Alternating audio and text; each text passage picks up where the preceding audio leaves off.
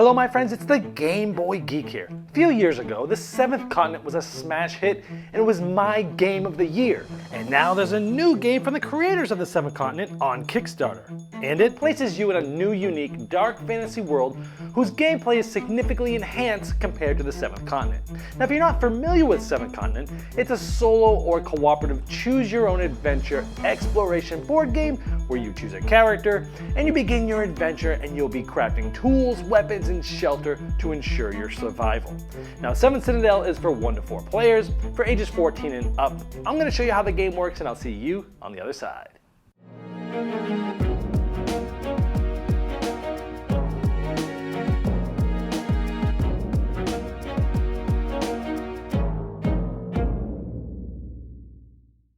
This is a Kickstarter preview, so all the art and components you see here are prototype, they are not final. You're going to want to check the Kickstarter link in the description of this video to see all the updated art and components, but also keep in mind that this game is still in development, so what you receive might also still be different from what you see on the Kickstarter page. Today I'm going to be showing you the introductory scenario, A New Beginning. Now typically the game will come with multiple scenarios. Again, check the Kickstarter page to see all that it comes with. We're going to sort of run through this. I'm going to try not to spoil too much for you, showing you mainly the mechanisms and the things that happen in the game and how this is different from 7th Continent in different ways. At the beginning of the scenario, you will read through the story of what's going on, and then it basically will tell you what to do, where to start, how to set up in more detail. Over the course of the game, you're going to be looking for different numbered cards, and you'll be able to find those through the dividers and then having the cards in order. So there's, a nice way to organize the cards and be able to find them quickly. Now each player is going to be able to select a character, and they all feel a little bit different because they all have their own action deck. They have cards specific for them. They'll also have some basic ones shuffled in. But all of these character cards are double-sided, and even though the names stay the same to help you keep the action deck with the respective card, the illustration and such do change. So it helps you change genders and things like that. So for example, when you select a character, you'll get their miniature and you'll get their action-specific deck. Each player will also be able to track their health.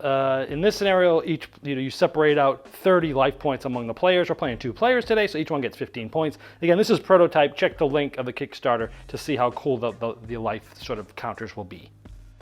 Now here's the starting card it has you start on. In this game, you'll see different numbers, and those are numbers that you can basically get those cards and do things. Sometimes they'll cost you a number of cards from your own deck, and sometimes you'll need to look for a certain amount of stars. Now in this first tile, basically, you don't need to pull any cards or anything like that. You can just get card 15, 10, or 12 and read it. And sometimes you'll have choices to make. Sometimes new things will happen. Sometimes different things in cards you have will do different things and interact differently. So let's say we looked at number 10 there. Now in the intro book that we sort of flip past, you'd learn that the Citadel is starting to sort of crumble and break.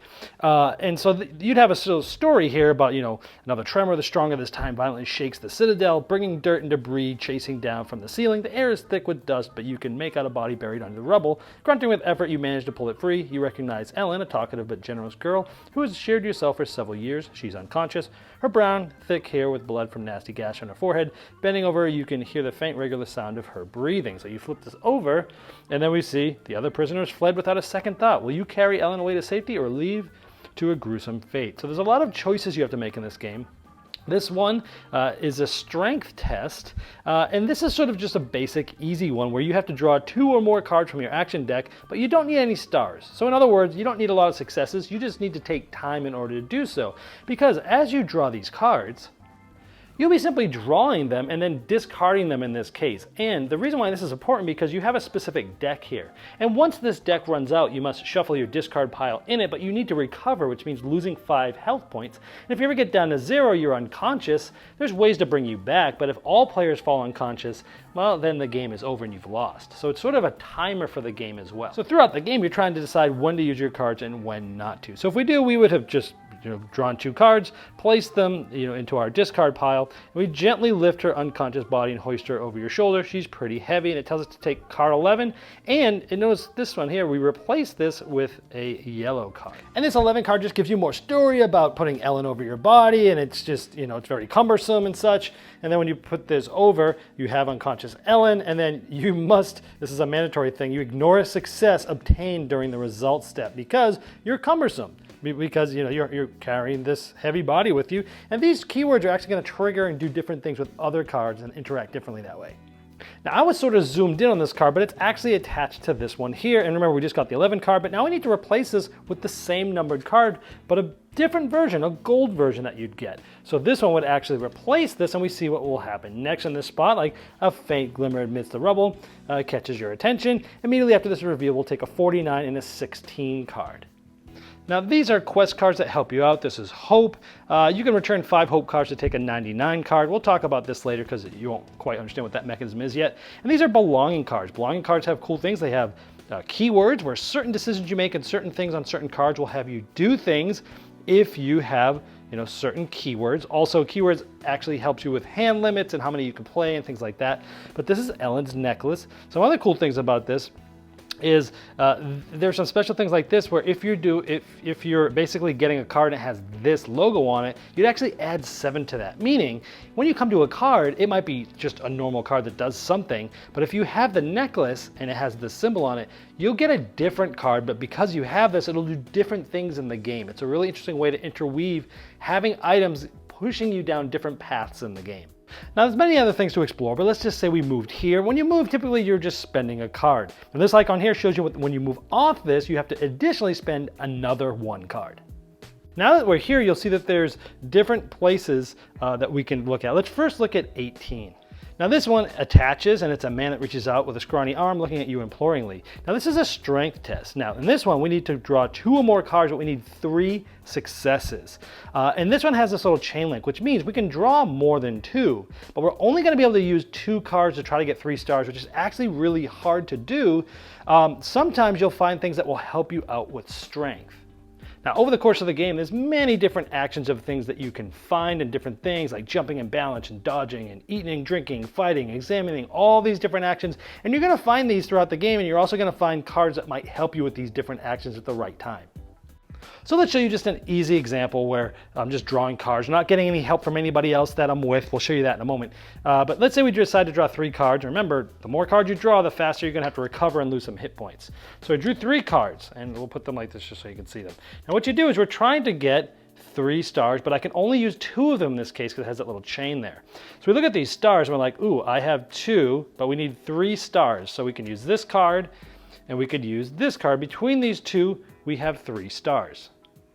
Now sometimes you'll have cards that have half stars, and you can kind of put them together like this. So this also would have been 3 stars.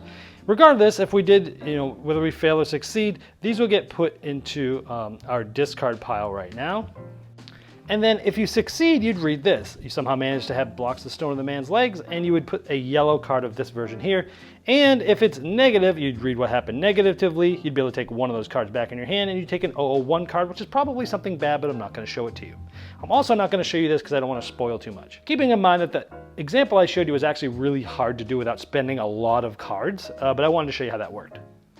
Now many places will actually have these little icons here, and you'll put these sort of cloud ones here, and you will essentially flip this. It doesn't cost anything, but if you're going to want to move down here to card 19 to figure out what this is, you'll need to flip this first, and there's a lot of these and they're very random. And I'm not going to go over these in detail, but typically these will be tough challenges that you'll have to go over. So like some of these are like mandatory attacking, and then this one's also mandatory and it has the chain as well. So these are going to give you challenges that you're going to have to figure out and get past, and then you'll be able to then bring out a 19 card.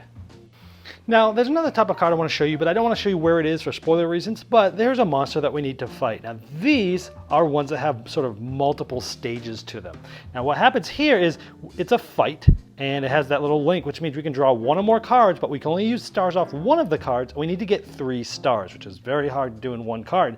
However, this battle is going to last as many times as we need to, and if we're able to get this 3 star, for every star we get, we're going to reduce that by 1, and once we've gotten all 3 stars, we'll move it to the next round. But each time we do something in this round, like if we're successful, we'll move the die down, but if we're not, we'll have to remove 2 cards from our deck, but we'll get to take 1 card back in our hand. And as you get down to the next round, if you are successful, you'll just get a yellow version of this card, which will show you what happens afterwards.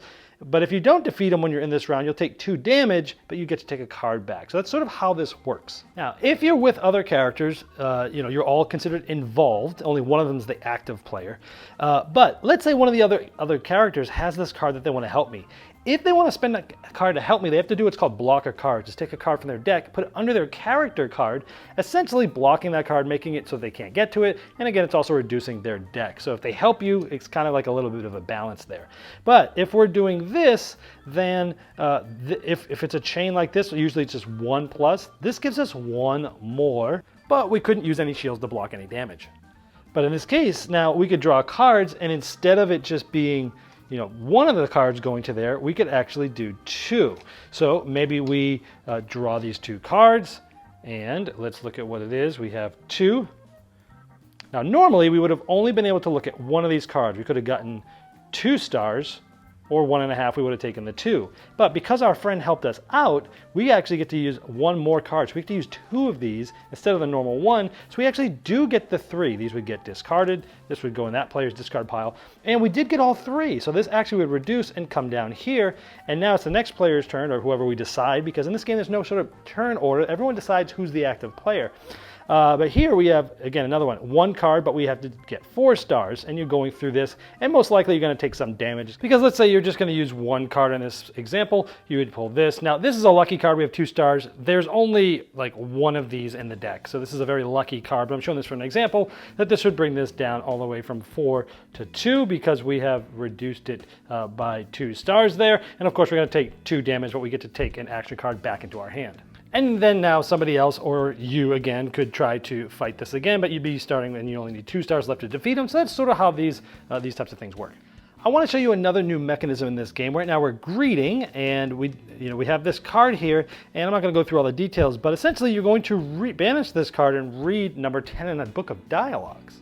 So for example, we'll take the book of dialogues and we'll go to number 10.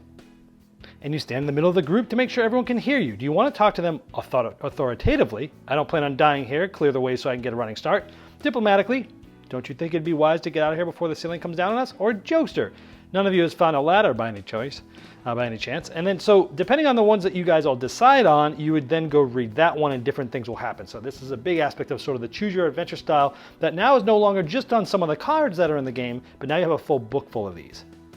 Now I showed you some belongings earlier, but I want to show you things like this that has the metal wire. Now this is anytime you're doing an action like the key, like this, we're trying to get into this door. This is a pretty tough one. It's locked. You need 2 or more cards, but only 2 of them can be used, and you need 3 stars. Now this can, first of all, because we're using this on this, we can increase the amount of cards that we get stars from, but there's these other things called class symbols, and there's different ones on the card. And if the active player drew this card from their deck for one of the cards, they could use this symbol to help them. This will give us an additional star, for example. So it's all different comboing you can do with the different class symbols as well.